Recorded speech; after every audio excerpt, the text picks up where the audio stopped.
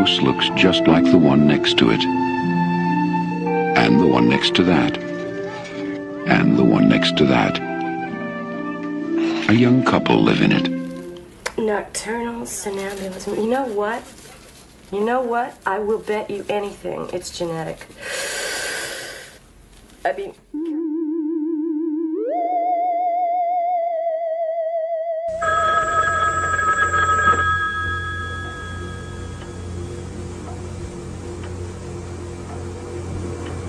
They're back.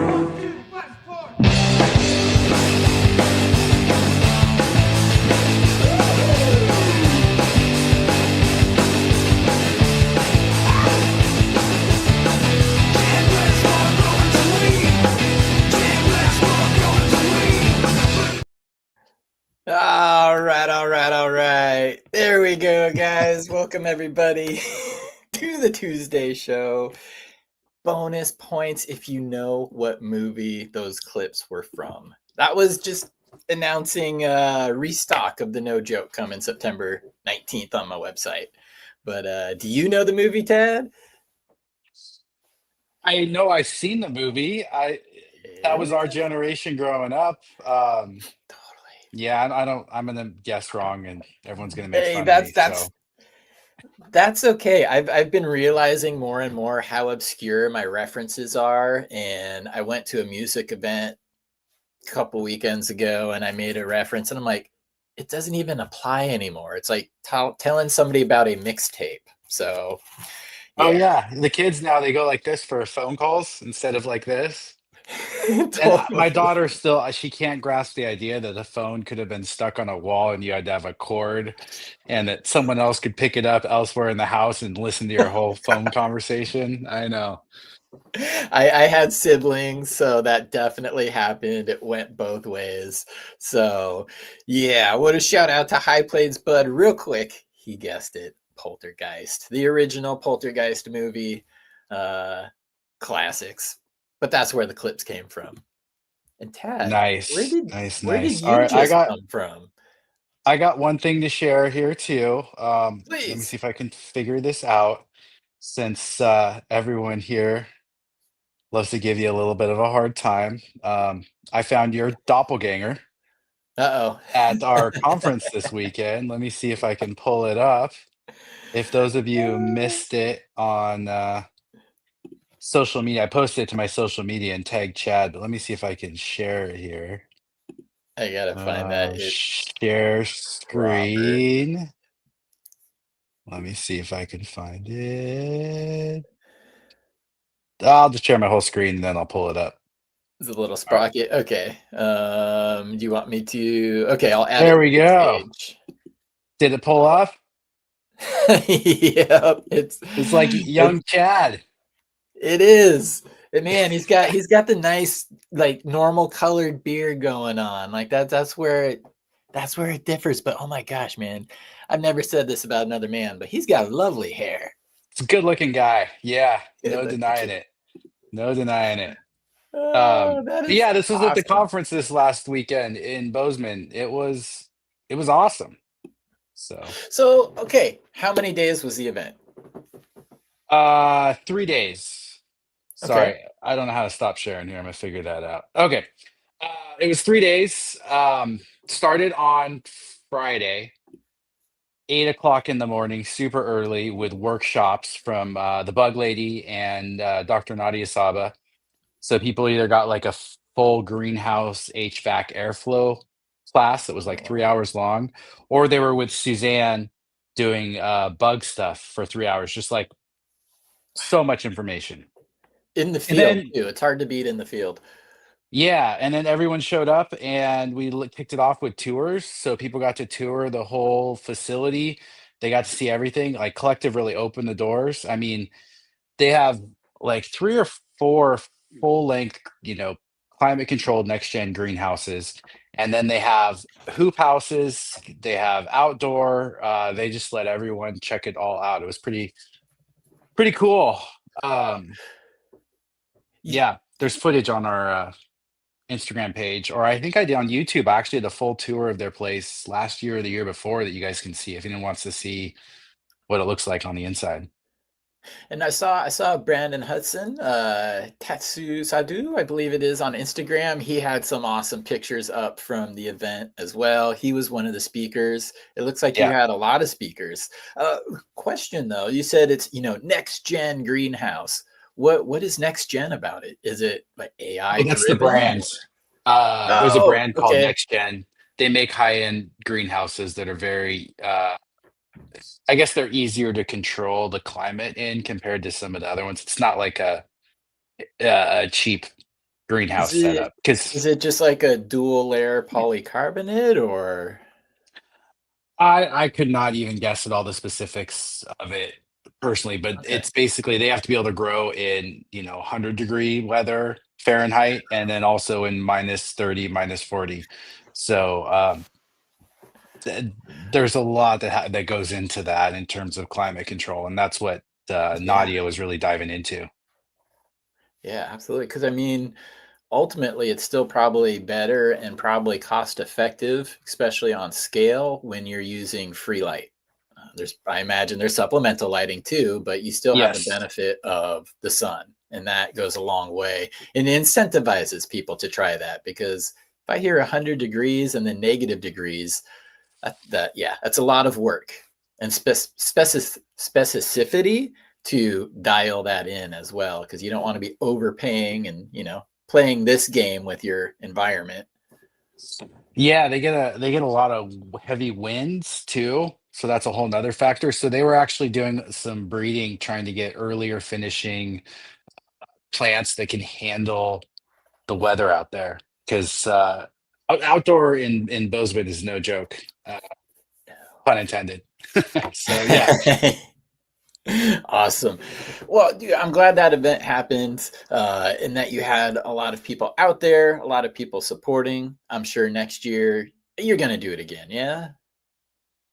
I think so. Yeah, Okay. you'll have to come out next year. They actually so the last day we were done after the first 2 days, so, like, my responsibility is over at that point, and then the Living Soil Alliance hosted, so if you bought a ticket, you get this 3rd day included, and essentially they had someone from the Ganjier program come out who was actually I'd never seen this before, but it was very similar to, like, a sommelier experience, and they did a really good job of it, actually. I was worried so in my head, the tasting event was gonna be like, everyone show up, here, try all the weed from the Living Soul Alliance, taste it, have fun with it. Um, or it was gonna be more of like this, more structured event. And my concern with the structured event is like everyone just wants to try the weed, right? You don't wanna be sitting around getting lectured all day. But she did a really good job of explaining, the nuances and like people did blind tasting, so they were really focused on what the flavors were and what the Okay. experience was versus when you know what something is, you kind of already have preconceived notions of how you think it's gonna taste or how much you're gonna like it just based on the strain name. So, it actually was really well done. I know there's some,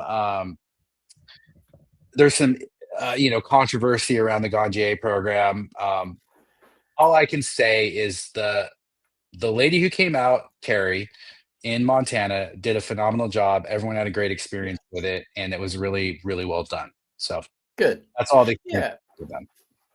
Yeah, I mean, it's all information worth knowing, especially for people who are very into cannabis. It benefits breeders, it benefits the connoisseur because, again, you learn how to break these things down. One of my revelations was, where in your nose does the scent hit you? Is it down here? Is it up here? And that, Mhm. different cultivars actually have distinct signatures and you can really kind of clue in on them. It's expensive, but it's all information worth knowing.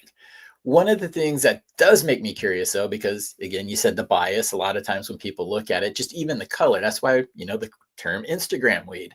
And by the Mhm. way, guys, everybody in chat, if you guys have questions for us, if you'd like to learn more about organic growing, a question on something you're doing, even a question about some of the speakers or the event, just let us know in chat. Be happy to get those up there. But when it comes back to that bias about, trying and experiencing flower, I'm always curious about the format. Was it concealed in a joint? Were they loading Yeah. bongs? How did they present that?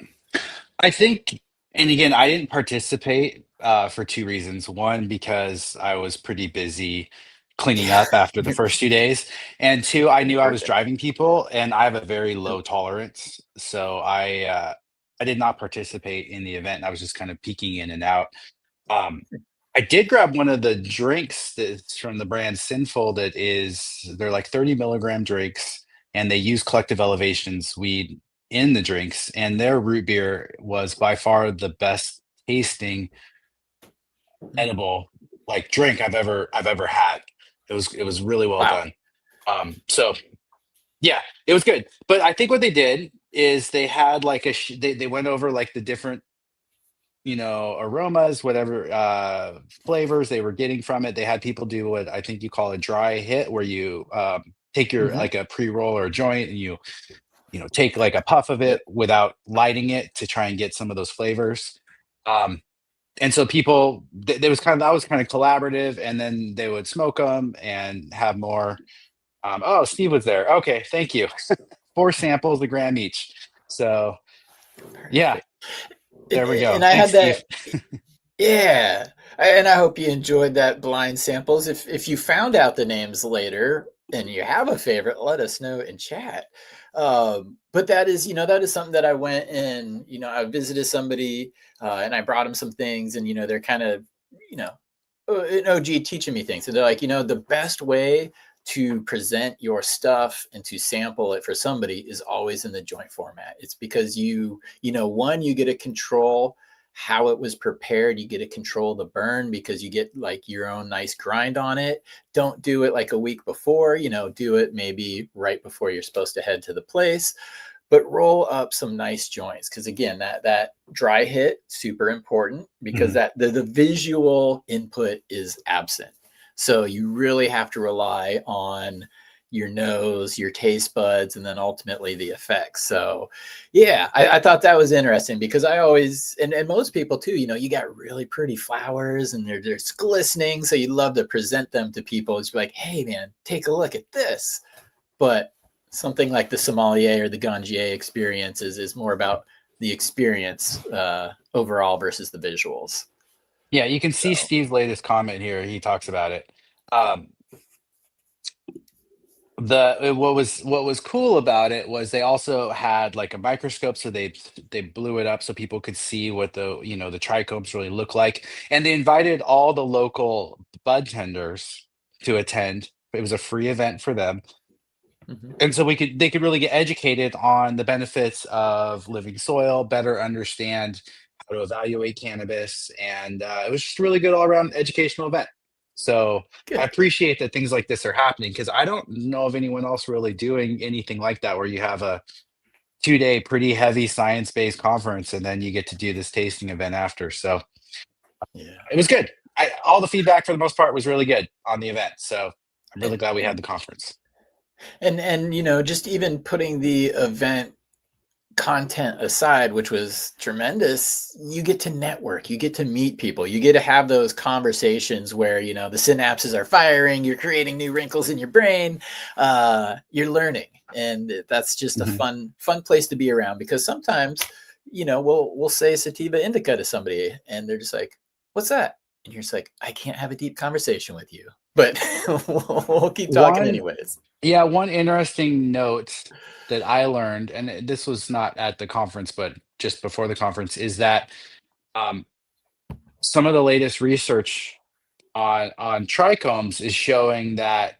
I mean, I don't know if we talked about this on the show or if I've even talked to you about it, but essentially, uh, just because a bud looks frostier or has higher trichome density doesn't necessarily reflect higher THC or better weed. There's no correlation there, where it's purely just aesthetic bag appeal, which I think is really interesting, because we've always gravitated towards like, the frostiest looking plants, but those aren't, as most consumers will know, those aren't necessarily that's not the best experience, but it's also Right. not necessarily the highest THC or, better cannabinoid content. It just doesn't correlate all that well. And that it's interesting because that's something that, at least I and probably a lot of other people have taken for granted or just maybe as assumed knowledge, because more trichomes the better, because that's where the cannabinoids are, that's where the terpenes are. But to visually represent the difference, we've all had some of that like older Afghani stuff or some of the older stuff that's just not as trichome laden as what we have today, but we know the effects that had on us. So hopefully that will Yeah. visually put it into perspective for some people. It's like density doesn't always equate to um, potency. So Yeah. yeah, Yeah. I thought that was interesting. So, that is interesting. I'd love to actually look into that more, because it makes me wonder if it's the formation of the trichome head, if it's, because there's more trichome heads. Is there more filler material, more lipids, fats? What about it is it? So that's, I'm sure, a rabbit hole we could go down. I do see one question in here already, and I appreciate you for typing question in front of it, or just a capital Q. That kind of helps us, catches our eye as we're going by. Dark water herbs to keep tropical long flowering plants manageable in a smaller space. What are the best approaches? Dimming the light, confining the roots, cutting the plant back down when it gets too tall. You've mentioned things that will work. Giving it less light. Typically, like in the veg stage, you don't need as much. And again, we're saying smaller space. I'm assuming a tent. So I'm assuming a home grow, quality over quantity is going to be your approach to it. Ultimately, though, flipping to flower sooner. That's the ultimate answer that I can give, is just flipping to flower sooner. Yes, you'll still do your LST while you manage it out. Yes, you still may top. I've topped plants 2 or 3 times. So those are all good things. But I don't know, Tad, do you have anything to kind of add to what he's put or what I've put there? Is there anything nutritional that they would maybe want to do or could do? yeah, that's a good question. So the first off, I would push back a little on dimming the lights. That's all relative. I mean, if we're talking about being at 300 or 400 ppfd, I'd say that's really too low.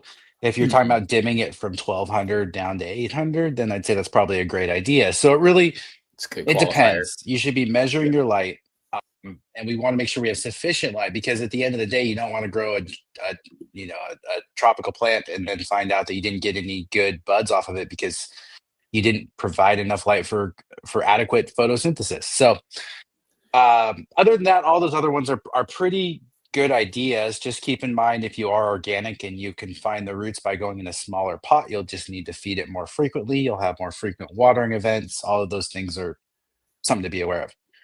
Um, on the fertility side, oh, the other thing is all of these things are to a certain extent some level of plant stress or plant Mhm. stimulus, depending on how you want to look at it.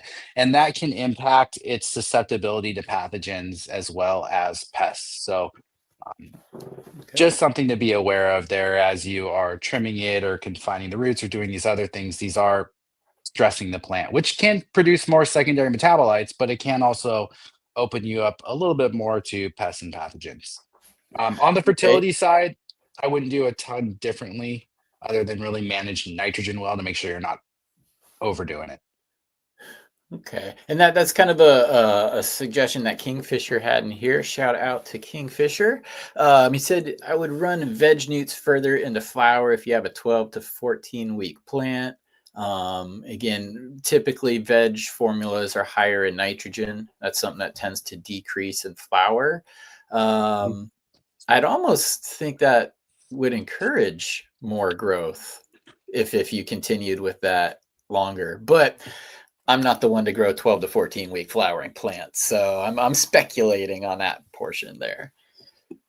You would need more nitrogen for a longer plant so it doesn't run out. But yeah, I mean, fish hydrolysate's probably the easiest way to do it.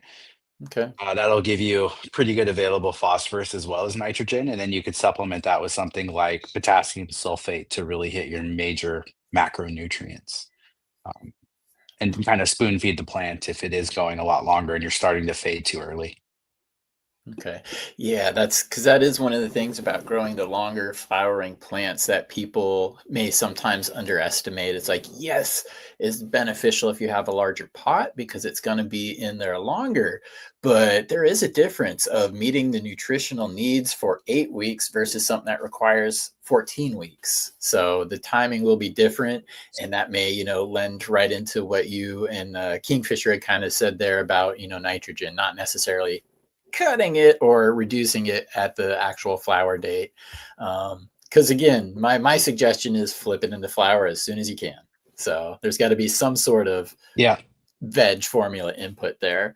Okay, thank you for that question. We've got a couple more here. Let's see. Dumps in this. Says question. What's the methodology behind Synganics growing? What rate should someone apply a conventional canna salt line, and how often with respects to maintaining microbe life? I'm going to turn this over to you, Tad, but I do want to add, well, I know. My personal experience is, I grew what I would call Synganics for many years, but that didn't mean it was an even balance of both inputs continuously. Typically what I did is I used an amended soil that already had nutrients in it that would get me to pretty much about the time where I wanted to flip. So maybe 30 to 45 days. Right before flip and for the first few weeks of flowering is when I would add synthetic nutrients just to kind of like immediate impact, hit that ground running, do it. But I'd also amend my soil about 2 to 3 weeks into flowering, which would hopefully let it finish through that. So that was my approach to Synganics, and I'm sure there's many different ones out there. But do you have an approach or any kind of comment to the question that's being asked here? Yeah, so I think the idea of it is you have, some people that grow using mineral salts or synthetic chemicals, and then you have other people that grow using organic inputs. And the most common combination of those is through using organic soils, like living soils, and then feeding light amounts of mineral salts over the top, like you described, as the way of getting immediately available nutrients. And there's some myths around this. This idea that all synthetic fertilizers kill microbes is simply not true. There's a lot of research that shows that mineral salts feed microbes in appropriate doses. So as long as you're not overfeeding, where your EC is too high, you're raising it too high, then you're not creating osmotic pressure in the root system, and you should be able to do it quite successfully. And if you manage that, then you can reuse the soil too. Nice. Which is a big benefit and something everybody should really look into for the future. Not only does it save you money each run, but you don't have to get rid of it. That used to be my biggest pain in the butt. It's like, what do I do with all this stuff? So I have a ton of raised beds outside. But yeah, good And question. this relates to giant pumpkin growers and some of these other giant vegetable growers. Is they originally were using all organics, or a lot of them were, sorry, a lot of them were just feeding synthetic minerals, like more conventional agriculture style, and they started incorporating organic inputs like mycorrhizal fungi and compost teas, and a lot more compost. And then they were able to, by utilizing both organics and mineral salts in conjunction with genetics improving, able to increase their yields every year. Back in the day when I first started, 800 pounds, 1,000 pounds was like a big deal. And now we're over 2,200 pounds. So just in the last decade or two, it's really, it's more than doubled. So some of that's genetics, some of that stuff we've learned, and then some of it is this combination of, light mineral salts in conjunction with better organic soils. Tazarella says, I love my living soil. And I think Chunky Nugs is about to coin a new term. I don't think I've ever heard this. His question, can you go living Synganic? So that would be Synganic approach plus microbes, which I think you just described. Uh, Yeah. I mean, there's so many different terms out there. The term living soil is yeah. not even a great term, honestly. So yeah, sure. Right. Coin a new one. Don't look into it too far, guys. Along the same words of semantics and terminology here, it says, would Epsom salt or cow mag use make my organics synganic? It depends, probably on the source that they're derived from, I would assume, as far as the cow mag goes. Yeah, I mean, it depends. Some of this is just semantics too, like, Yeah. and it depends on what definition you're following for these. I mean, that's technically Epsom salt is a mineral salt. Technically, it's magnesium sulfate, but so is gypsum. It's calcium sulfate, and so I think it's okay to use those things in appropriate doses. But there is some processing that goes into them that would make them technically probably fall into synthetic category. Okay.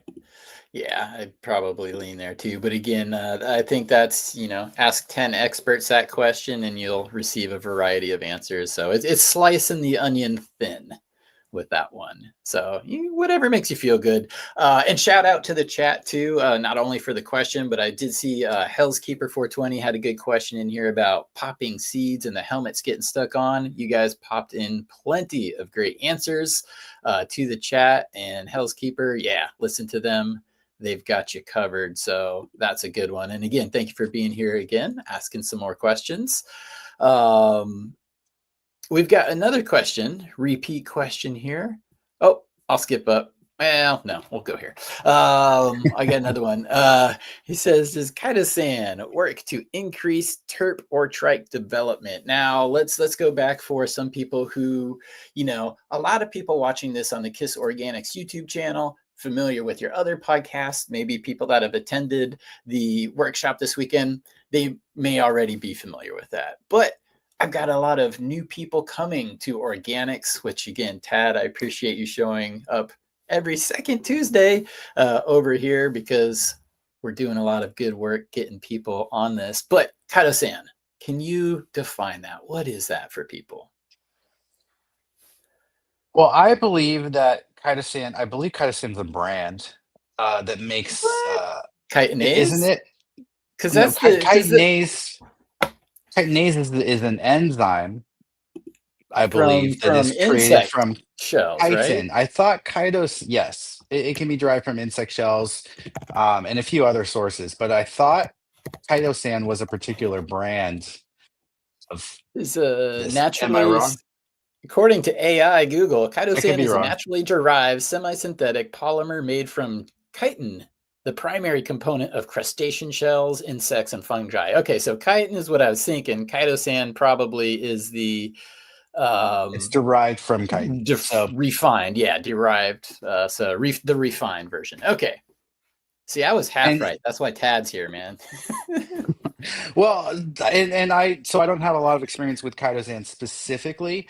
Typically, we use something like crustacean meal or crab meal or insect frass, as all of those contain chitin, with the idea being that they break down to chitinase, which stimulates systemic acquired resistance in the plant. So basically, this uh, chitinase follows a pathway into the plant that stimulates pest resistance. And so that's which, if it's stimulating a pest resistance, that may be also stimulating secondary metabolite production because those are also immune responses by the plant. So it is possible. I haven't seen any real research that shows that this is happening in cannabis, but that doesn't mean it doesn't exist. It just means I haven't come across it yet. But I do love insect frass more than crustacean meal because it tends to come in with lower levels of sodium and chlorides, which I do see building up in a lot of folks' soils. Hmm. And they're not good for soil health. So yeah, I think for me, I would look into you could buy a product that has chitosan in it, or you could also just use something like insect frass, which also is going Okay. to give you NPK and beneficial microorganisms and a lot of other great stuff in there. And that's what I have in a bag here is I have insect frass. So yeah, and as you described it is how I was familiar with it too. It's just again kind of priming a plant response that can lead to benefits. Okay, so thank you for that question, Travis. Let's see here. I just got a couple new ones. Rodlepin, or we're going to go with my bad pronunciation. I apologize. He says, I'm ignorant about the language. I'm ignorant about organics. Do you use the same soil over and over and keep amending it? Now, organics, there's a multitude of ways to approach that. It doesn't, I don't think necessarily mean you have to reuse your soil, but a lot of organic people, again, we're getting into words and semantics here, but a lot of people try to be regenerative or yeah, and that's regenerative. That's typically when you're using it. But Tad, you've got me reusing soil. So the Westport Blend, I've amended it. I amended Great. it using the KIS Nutrients Pack. I actually have a video coming out Thursday showing the process. But what do you think about that? Because you've got me doing it. But does that define Yeah, organic? no, so organics just means you're not using any synthetic or man-made inputs, but realistically, if we want to take that to the next level, like you said, regenerative or I even I'd look at it as being just being more sustainable, not having to rebuy our media or our soil every cycle. We can reuse it. And so by reusing it, we can improve the microbiology in it over time as the microbes co-evolve to the roots of the cannabis plant that we keep growing in it. But also, we can manage the fertility in it really well too, so that we can create a mix that is just as good, or if not better, the second cycle or the third cycle as the first cycle. So that's that's the big thing. And then if you're in a commercial facility or even in a market where you don't want to move soil in and out of like your even your basement or your as a grower or your garage, that's a great way to not have to move bulky stuff around. It saves a lot of labor. So it's more sustainable. You're saving the environment, you're saving money on media, and you're saving your back trying to move it around. So there's a lot of reasons it makes a lot of sense. Yep. Good question there. And thank you for framing it that way because yeah, it's a pain in the butt to get rid of soil sometimes. So I'm happy to be Yeah. amending it now. I've got 3 trash bins in the shed. I'm just kind of filling them as I finish, building a large enough mass to do it, and then I'm amending it. And you guys will see that process that I did on Thursday. And don't worry, Tad, I ran it by Brandon. I was like, hey, dude, just please, could you once over this for me? Make sure I didn't miss anything. And he's like, we're good to go. Great. So Awesome. it's been Yeah, yeah. proofread. Good. Yeah, here's a question from Duke Piles. That's a great name.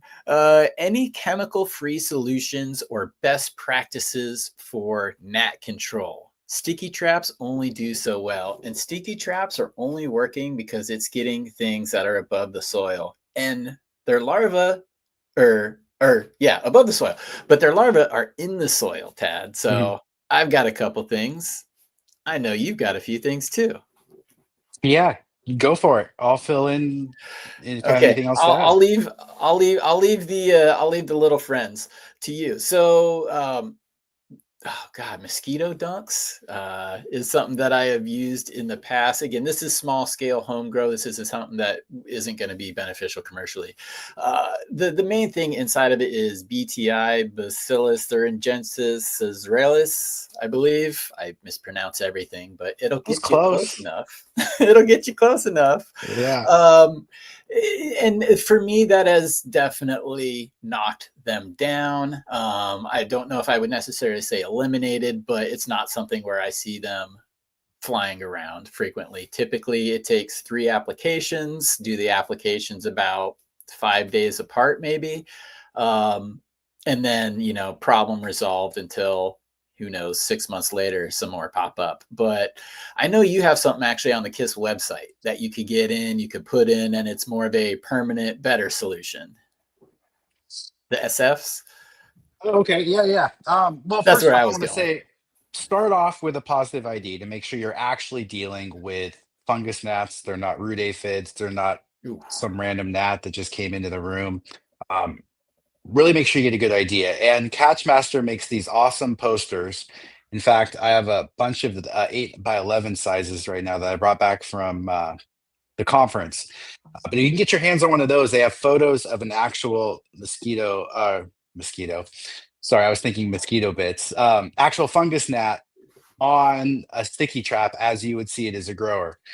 So start with having a good ID, and then also make sure you have a jeweler's loop or some dino light, some kind of tool to really allow you to see what the actual insect is. So don't just start treating just because you see a bug in your room.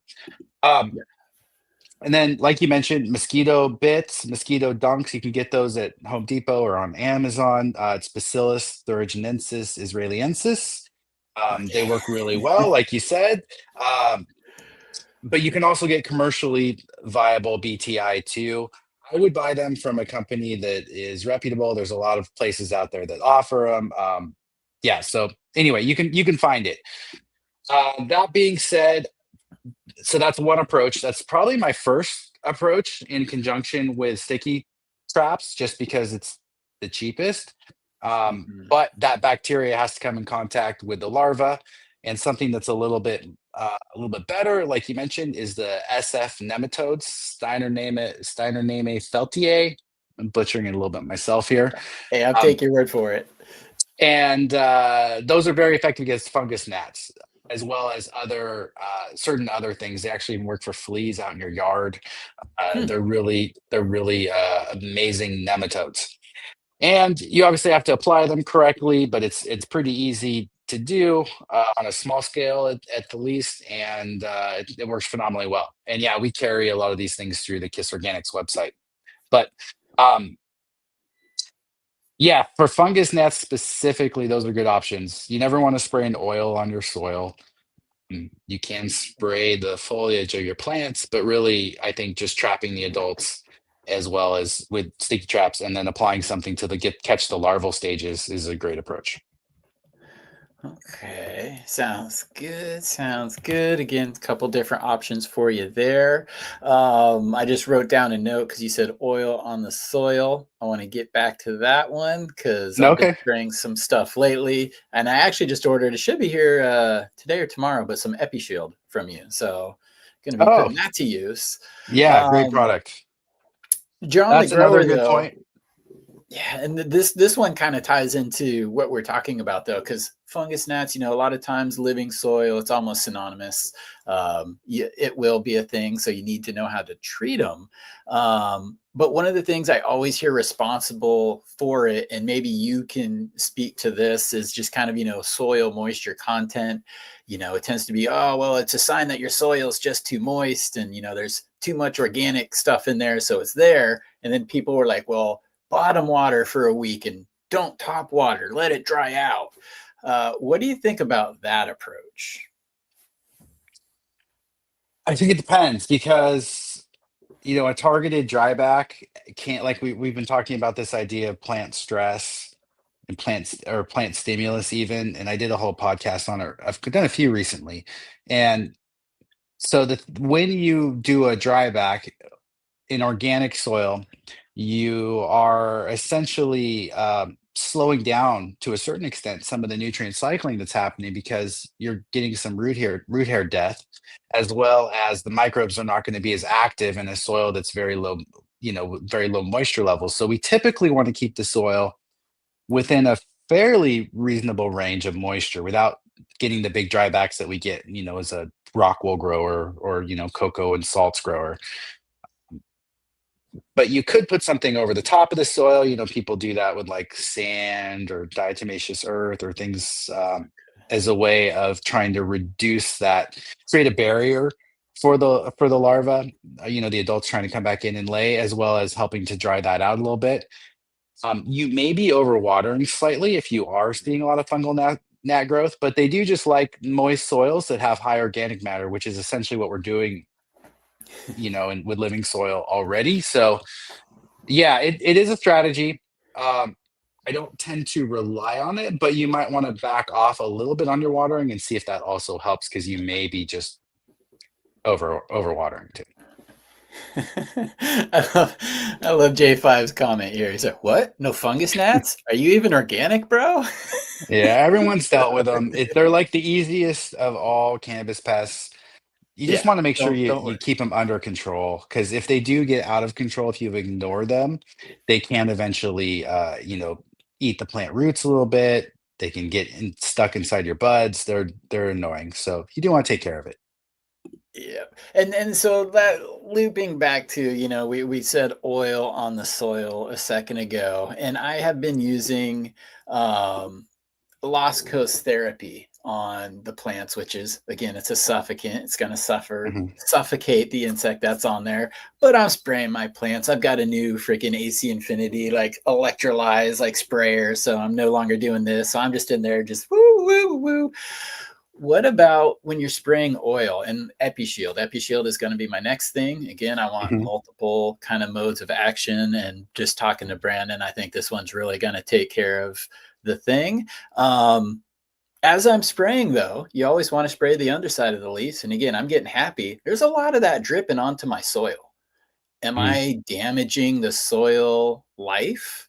Am I suffocating things by allowing that? Should I put like a paper plate around my stem so nothing hits the soil when I'm spraying oils? Yeah, I wouldn't worry so much about that necessarily, but some good advice that I got from Dram this weekend in their talk. Okay. I mean, so droplet size makes a huge difference with surface area coverage. And they actually sell cards you can buy, spray coverage cards, so you can see how well you're spraying a plant. You can put it in the canopy and Okay. see what kind of coverage you actually get on it. But it's much better to spray a plant with a mist, a fine mist, than it is to like douse it to where it's dripping with runoff. You actually get better coverage and better results, um, which is a little counterintuitive for folks. And so that was a Right. good More is reminder. better. Yeah, I've done it where I've just soaked the crap out of a plant, but actually you get better coverage by putting a finer mist out. That's why one of the reasons foggers are so popular commercially, Yeah. um, is because they give you a much smaller droplet size. But yeah, you do want to make sure you spray. Again, we're talking about not in flower, so before trichome formation. After the first week or so of flower, you're probably not spraying anymore. If some oil drips down onto your soil, it's going to be just fine. But we don't want to do like oil-based products as soil drenches. And Okay. we don't want Yeah. to be spraying the soil with oil. But if a little contact comes and falls down there, it's going to be just fine. All right. Well, Yeah. yeah, thanks for clearing that one up because that is the cool thing. That is the difference about this new sprayer that I have is it really does micronize or get the very, very, very small droplets, but I'm only spraying 4 like 16-inch plants and you have to mix up so much. And, I'm like cutting the recipe down to a quarter of what it's actually doing. And I still have a whole bunch. So I spray enough small droplets that it just becomes a drippy mess, but that's Yeah, fine. the other thing too is people in our industry have, been using paint sprayers for years, Hmm. and they're just not ideal. There's a reason why we have horticultural sprayers. Like Dram makes it's a backpack sprayer, BP4, I think is the number on it. There's a phenomenal difference in the spray coverage and the droplet size and all the different things using the right sprayer. So one of the reasons some people don't get the results they want is simply because they have the wrong equipment. And Hmm. I'll admit I'm guilty of it myself too, in the past of using those sorts of things. But if we want to do things optimally, then it's really important to invest in a good sprayer. I think Birchmeyer is another company that makes a pretty good one, but Dram really is my go-to when it comes to anything related to water or spray equipment. And this, I think would relate not only to pest prevention or reduction, like we're talking about spraying with the oils, this would probably also apply to, or as far as droplet size, that would probably equally apply to like foliar applications. If somebody was spraying Epsom salt or magnesium, smaller the droplet, the easier it is for the plant to absorb? Or does that really matter as Yeah, I mean, much? the greater the surface area. One other thing, since we're talking about oils, made me think of soaps, and just a friendly reminder for folks that insecticidal soaps are actually a different carbon chain than Dawn or Dr. Mm, Bronner's Castile soap. And so they've actually done research that shows that this particular length of carbon chain in these insecticidal soaps leads to a higher kill rate and a more effective spray. So it's not necessarily that those other things, and I see other people trying different IPM things in the chat. If it's working for you, that's great. But if we want to just talk about, what's optimal or industry standard and those sorts of things, then that's where these little differences come into play. And I just want to mention them.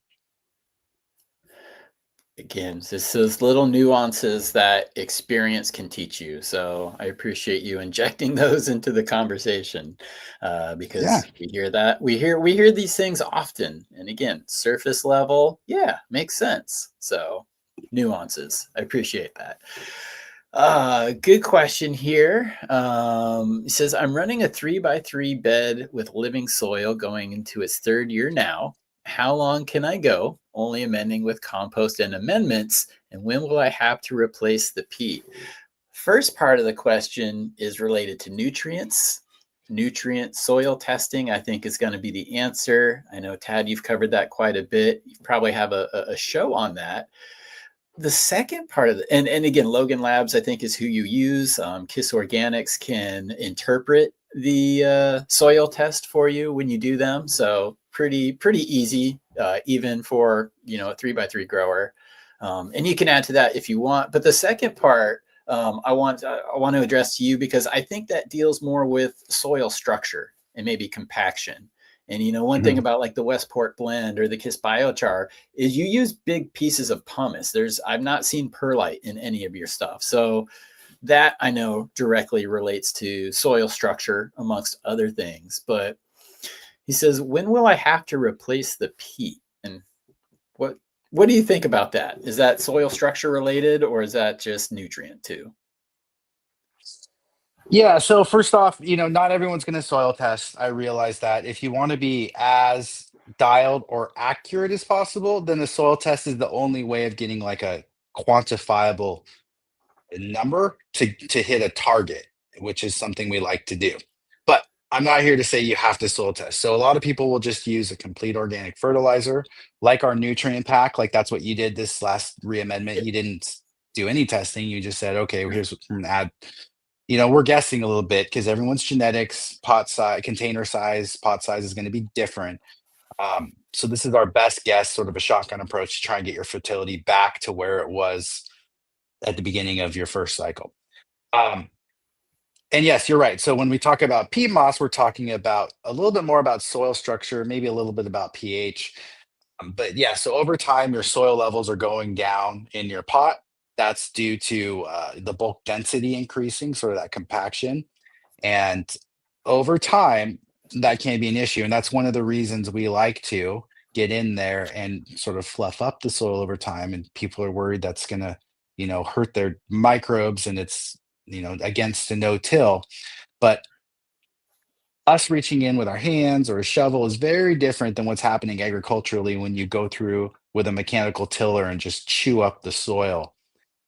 So us going in with our hands, yes, it's probably destroying some fungal strands and messing up the community slightly. But the benefits of that, to avoid these issues with compaction, as well as sparking some more reproduction by the bacteria and archaea and some of those other microorganisms, I think is a really good thing. Okay. All right. Because there is a big difference between just tilling it and then mixing it up. Usually it's the not the hyphae, the mycorrhizal chains that they're worried about breaking it up. Well, the mycorrhizal fungus is a root symbiont, so if it's not, it only grows when it comes into contact with the roots. So if you're seeing a bunch of white hairs in your soil, you see them like wood chips being held together, that's mycelium. but that's probably like a saprophytic fungi. It's not the break down organic matter. It's not mycorrhizal fungi. So Ah, mycorrhizal fungi only grows in direct contact with roots, and I think that's a really important distinction that people should be aware of, and that there's all these different species of them, and even within species, there's subspecies and differences. So I think that's an important thing to know. I'm trying to think of a good analogy around that. So like you might be no, that's a terrible analogy. I was trying to equate it to hey, at least you stopped it before it came out. yeah. So I guess what I would say is so be aware there's ectomycorrhizal fungi and endomycorrhizal fungi. Cannabis is endomycorrhizal, and the species we're looking for primarily are going to be listed as Rhizophagus irregularis. Anything in the with a starting with the word glomus. So you might see Glomus mossiae, Glomus irregularis, Glomus intraradices. Any of those will form a relationship with cannabis. But if you have anything that is ectomycorrhizal, it does not. That's primarily for conifers. So it's important when looking on a package that you look at that, because you may be buying millions of spores of Yeah. a type of mycorrhizal fungus that has no relationship with the plants you're growing. Sheesh. Yeah. That boils it down back to nuances. But it's mycorrhizal fungi, man. Okay. Stay away from the ecto. And I'm going to remember that because the ecto slime from I Ghostbusters knew you were going to go to was bad. Ghostbusters. I'm that predictable, guys. I'm that predictable. All right, I'm going to take a question here, and then Steve's got a question for you about Epishield, and then we'll get Yeah. close to wrapping it up here. But Organic Tendency says, question for Chad. Says, your no joke has a lot of shout outs. I had a lot of really awesome people grow them. A lot of people document the grows. So that is always helpful. I appreciate that. It says, what kind of experience should we expect? Either from your genetics, the terps, the potency, the vigor, etc. I have, so no joke, I have a really great seed to harvest that is up on the channel in the Westport Blend soil. And you can watch it again from seed to harvest. You'll be able to follow the timeline. In a nutshell, typically 60 to 70 days is the flowering time. It creates a great size plant because proper nutrition in the soil. I gave it adequate light, controlled the environment. They turned out beautifully. And again, you can just see that. But the terpene profile, there's really two profiles. They're opposite. One is a tropical, fruity, red Gatorade sort of profile. That is my personal favorite. The other is like a chicken noodle soup or like a chicken bouillon. And it's great in itself. Kingfisher, actually, who was watching the show, won a Growers Cup with that pheno. And he continues to grow that pheno of the no joke. Me personally, that is the profile of my Kool-Aid man, which is part of the no joke. So I already have that profile. I didn't keep that one. I prefer the other. But those are the two profiles. And if you do go to chadwestport.com, on the main page, click the Twin Peaks Cannabis icon logo. You'll see the no joke graphic. Click on that and boom, you're going to get a heck of a lot more than I just gave you. But that's where you can find the best information. And again, you can watch the grow out on the YouTube channel, just the no joke seed to harvest, water only in the Westport Blend soil. So that was a fun one. That was a good one. Still smoking on it. Awesome. All right. Yeah, that's Yeah. great. Yeah, that one. Yeah, there was a turned lot out. of great weed in Montana, but I had to drive back through Idaho, so I just didn't even want to mess Ooh, with it. Like, I'm not carrying no, anything through there. So no. Yeah, there's still anyway, states where, I mean, I was packing seeds earlier and I have like two just miscellaneous seeds sitting here on my table. Yeah, you go to jail for that in some states still. So yeah, don't mess around, guys. But here's your question, Tad, and this one is from Steve. So, and I'm interested because again, I've real got your quick, Chad, Epishield. Yeah. can you answer Jesse Brown 420? He says it says Oh, sold out on the website. He must have missed the oh, very beginning intro. I want to make sure you answer that for yeah. him. Thank you for seeing that. I was on the other page. Yes, it says sold out on the website now. I am re-releasing fully on September 19th, which is Friday coming up here. I've kind of been sneaking one, maybe 2 packs up there every day or two because I'm testing a new label printing. I want to make sure that, the confirmation email is getting sent. I'm just trying to prepare myself for the 19th. So you may be able to get an early surprise. But everybody, September 19th, chadwestport.com, they will be there for you. Thanks for asking, Jesse. And Tad, thank you for seeing that one. Can you also really quickly just highlight the comment right below it from Fourth House Genetics? Because I think that's a good point, and I wanted to clarify. When I said earlier that spraying oils or tilling soil kills microbes, um, Mhm.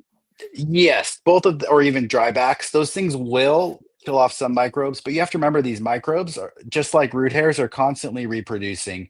They're in flux all the time. So, yeah, even if you kill a few microbes with some chlorinated water or by a little bit of soil disturbance or a dryback, they are resilient. They're going to come back.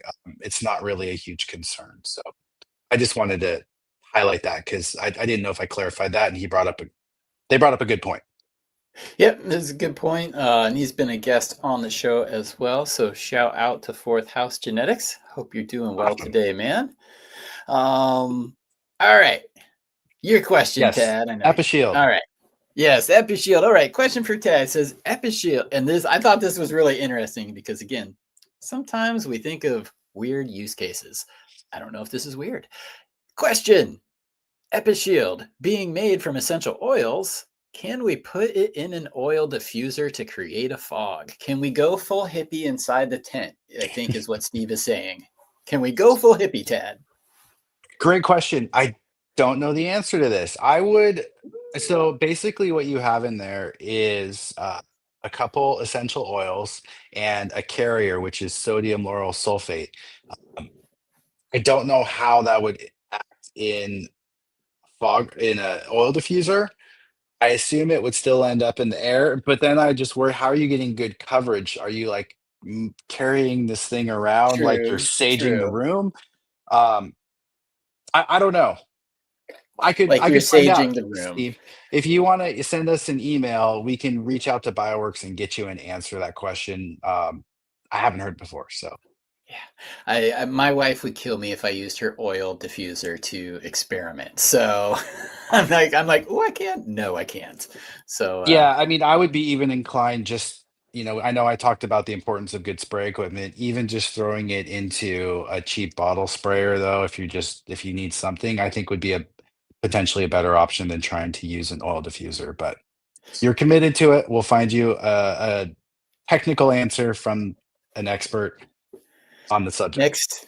next year's fad, we'll move from underlighting. Once underlighting just like completely goes bust, they're gonna repurpose all that stuff to be under canopy sprays. So you'll get your under diffusers, your oil I mean, diffusers. That'll be the next fad. Just I'm kind of coming around on the under canopy lighting thing. If I'm going to be honest, I would do it in the for a commercial micro. grow. For a commercial grow.